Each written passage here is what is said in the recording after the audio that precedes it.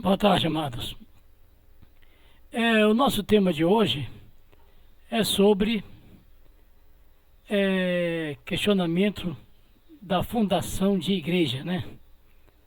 Então, amados, a verdade é que o Salvador não criou instituição religiosa nenhuma, nem católica, nem protestante, nem evangélica, nem espírita, etc. Veja bem, o Criador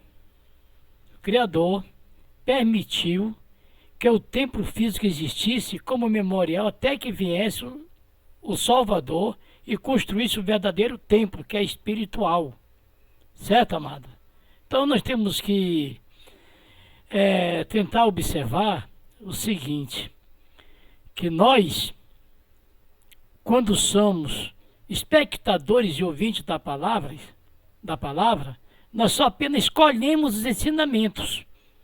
E alguns têm o interesse de colocar em prática. Então, uma coisa que me chamou muita atenção hoje, eu estava vendo aqui sobre o Templo de Salomão, né?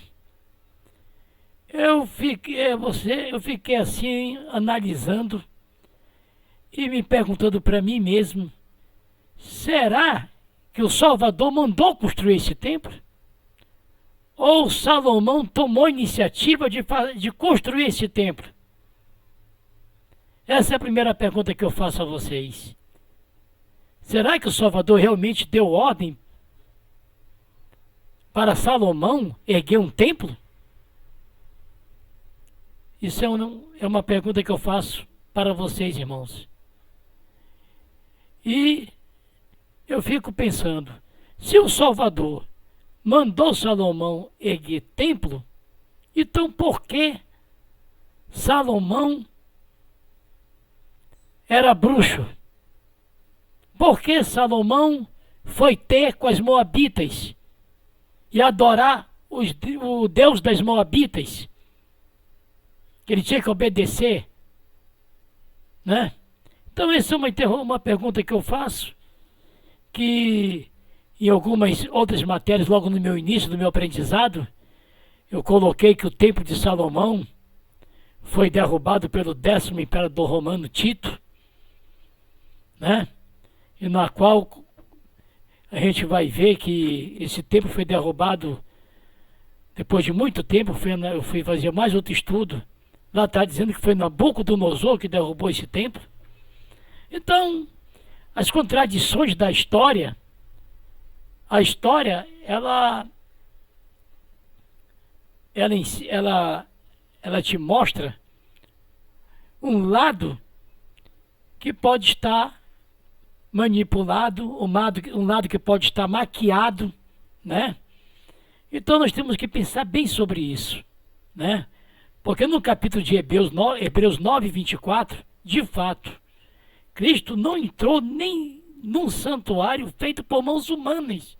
O que quer dizer com isso, amado? Se ele não entrou no santuário feito por mãos humanas, está confirmando que Atos 17, 24 e 25 e Atos 4, 12.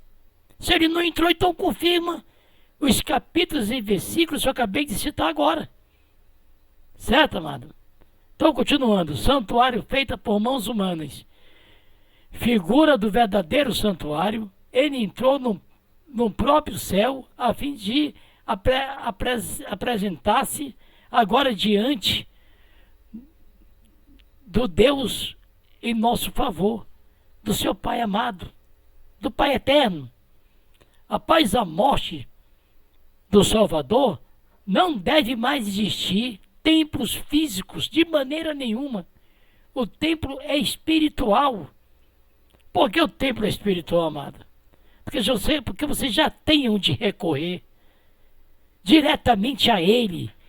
Como toda vez eu falo, Mateus 6,6, entra no teu quarto e fechada a tua porta, orarás o teu Pai que está em secreto, e teu Pai que te vê em secreto te recompensará. É diretamente com Ele, sem mediação de padres, pastores, anjos, santos, Marias e José.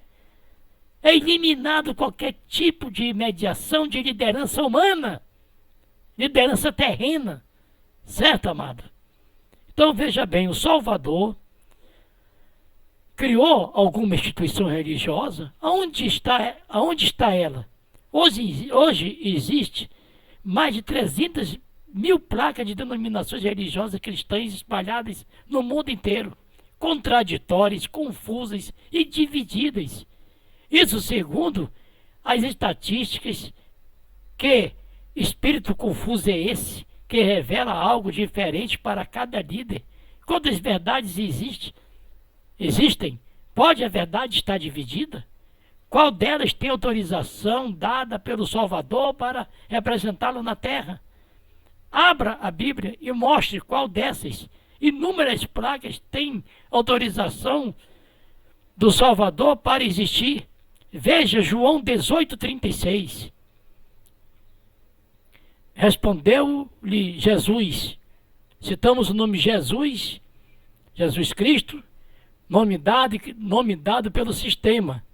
Sabemos que o nome dele, no seu idioma, o nome dele correto é Yahoshua, ou aqui até o nosso Salvador Messias, né? Então ele disse o seguinte: o meu reino não é deste mundo. Se o meu reino fosse deste mundo, pelejaria os meus servos para que eu não fosse entregue aos judeus. Entretanto, o meu reino não é daqui. Então, amados, quando ele fala que o reino dele não é daqui, tenha certeza absoluta que ele não participa de nada que envolve esse mundo. Ele não participa, certo, amado? Após a morte do Salvador, não deve mais existir templos físicos. O templo é espiritual. Vamos a Hebreus 8:13, dizendo: novo pacto ele tomou antiquado primeiro, e o que se torna antiquado e envelhece, perto está de desaparecer. Hebreus 9:1, o culto antigo. A primeira aliança tinha normas para o culto e o santuário terrestre. Hebreus 9:11, Cristo, porém, veio como sacerdote dos bens futuros. Ele atravessou uma tenda muito maior e a mais perfeita, não construída por mãos humanas. Veja bem, amados, não construída por mãos humanas. Isto é, ele atravessou uma tenda que não pertence a esta criação. 12. Ele entrou uma vez por toda no santuário, e não com sangue de bodes e novilhos, mas com seu próprio sangue, depois de conseguir para nós uma libertação definitiva. Leia João 2,19. Jesus respondeu: destrua esse templo, e em 3 dias eu o levantarei. Mas o templo que Jesus falava era o seu corpo. Lucas 21:6. Quanto a isto que vedes, dias virão, e que não se deixará aqui pedra sobre pedra, que não seja derribada. Mateus 27:51.